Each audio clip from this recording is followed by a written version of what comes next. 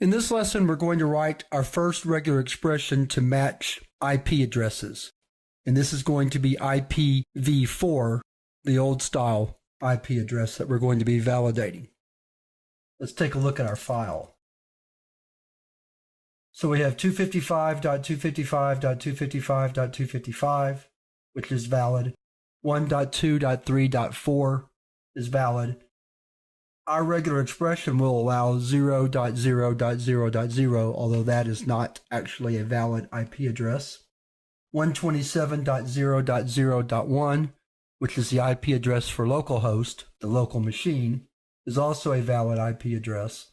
But 1, 2, 3, 4, 5, 6, 7, 8, 9, 10, 11 is not. That would be if we put dots in it, but we don't have dots, so it's not a valid IP address. Now, let me warn you that this is not a perfect regular expression because, like I said, it would find 0.0.0.0. But if we were using this regular expression just to pull out IP addresses out of a text of some type, a combination of words or sentences and numbers, then it would be a legitimate and useful regular expression. Now let's take a look at the C# program that we're going to use for this example. It looks like our other C# programs. We're going to open a file. The file is in our data subdirectory ip.txt, which is what we just looked at.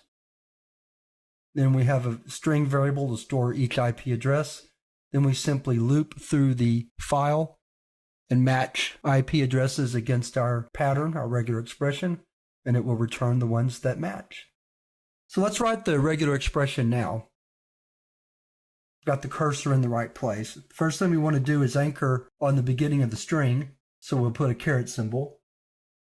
Then we want to set up a group, which will consist of the digits 0 through 9 in a set of 1 to 3. So in other words, 255 dot or 1 dot or 25 dot would all match that, and those would be valid beginnings of a regular expression. Then we need the dot, and because that's a meta character in a regular expression, we have to escape it with the backslash so that C# treats that dot as a literal dot and not as the regular expression meta character dot. Then we want to allow up to 3 sets of these groups.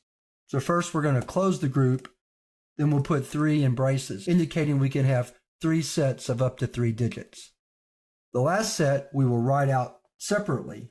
So we just write bracket 09 13 in braces, like so. And then we want to make sure we're anchored at the end of the string, so we put a $sign. And with that, we should be ready to go. So let's go ahead and run the program and see if it matches against our IP addresses in the file. Let me pull that into view. And you'll see that it does. It matched all of the IP addresses except the last one, which wasn't actually an IP address anyway. So I'll close that so you can look at the regular expression again. Let me highlight it for you by moving it up on the screen. And so this regular expression can be used to find IP addresses in a text. Now, again, it's not the perfect regular expression. You might call it a simple solution. And then later on in the course, we will develop a more accurate solution to validating IP addresses.